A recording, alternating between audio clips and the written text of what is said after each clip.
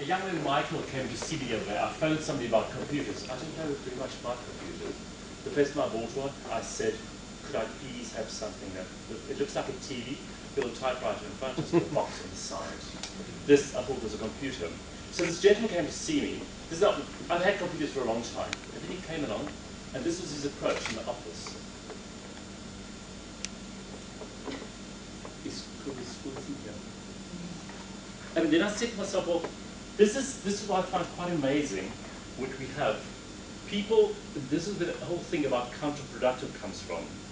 For instance, going to a counter at the engine garage on the way out, I was on my way to Victoria West. I got to the counter and I said to the lady, could you tell me where the chewing gum is? She said to me, so I think to myself, this is a counter. Well, she'll get the information right here, and we're not getting it.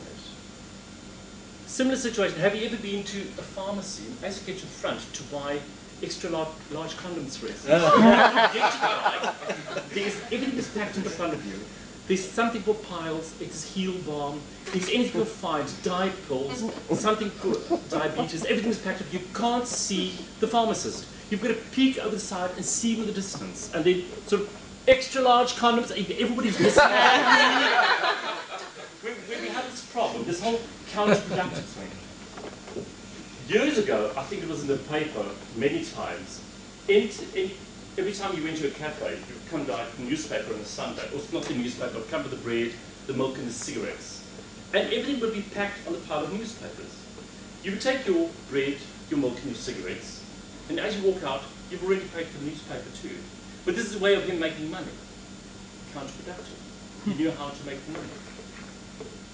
So that's why I got into this whole thing, which I found, I wrote something which I thought was very interesting, and I tried to work around this, which says, do we always know what we say or realize what we do is what we meant to think we did?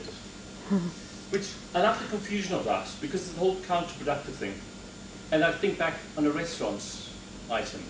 We sat in a very smart little restaurant called Yum in Johannesburg. And we were about 12 at the table, we all ordered drinks. But everybody was going for whiskey, and there was gin and tonic, there's a brandy and coke, etc. And I was going for red wine. And I said to the waitress, could you possibly tell me what the red wine would be? She said to me, well, she didn't know, but should the waiter come and drop off the wine, he'll tell me. Of course, the wine arrived, and as the guy got to the table, I said, I'm sorry, what is the wine? He said to me, red wine, which I could see. Okay. On Saturday night, I went to the opera, Tosca, and of course, it's always a big battle to get a drink. Because at the interval, everybody's rushing for the bar, and they've only got 2 barmen there, and then the gentleman looking after the till. Now, it was all written up. A glass of red wine or white wine was 20 rand, a glass of sherry was 15.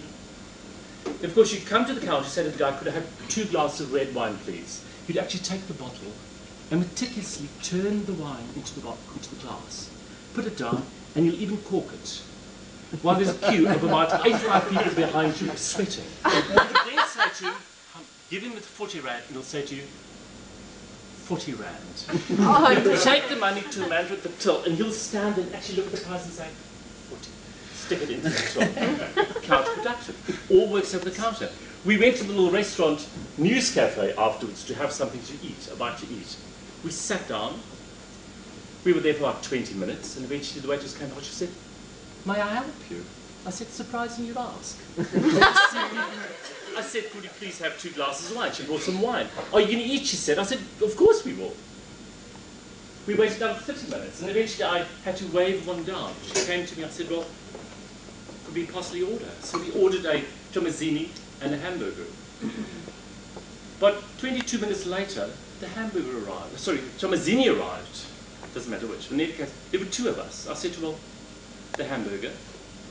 Oh, did you want 2 meals? Did she actually think this was Zimbabwe or Ethiopia where we share meals?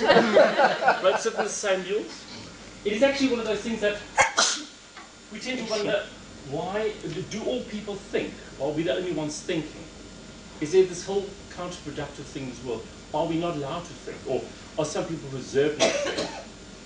I took 3 friends up to River Castile for the Olive Festival.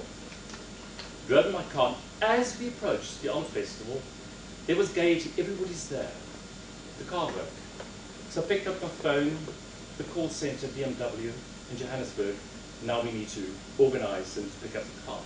The guy said, well, they can pick up the car, but I'll have to come through to Stellenbosch to pick up a rented car so I can drive. I said, well, I can't. I've never 3 friends. How do I get there? He said, no problem.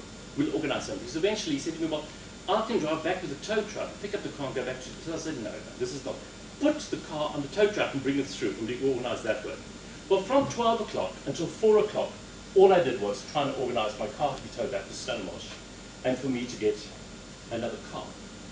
And of course the car was towed into Durnford BMW. On Monday morning, I phoned the lady. I said to her, what's wrong with the car? She said, you know, we started it. I think it's broken. I said to her, well, I actually tried to entertain my guests. I thought, let me just make out as if the car's broken. We just haven't towed him because we love driving Toyota Corollas for the day and do it that way. It's sort of the easiest way to go. And in the whole counterproductive side, sitting in a restaurant or anywhere where you actually have a service, and somebody has to give a service, we actually rely on people being able to understand what you want and being able to fulfill your needs. I think it's a very important part of life that we actually, we move in sync. We've got to move together and understand what everything's about. And that's why I bring up these little stories, and to me it's counterproductive.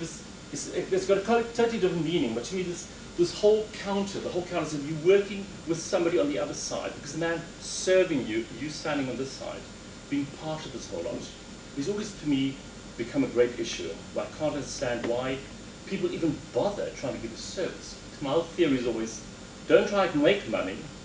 If you give a good service, of course, you'll make money, and this is the way it will work.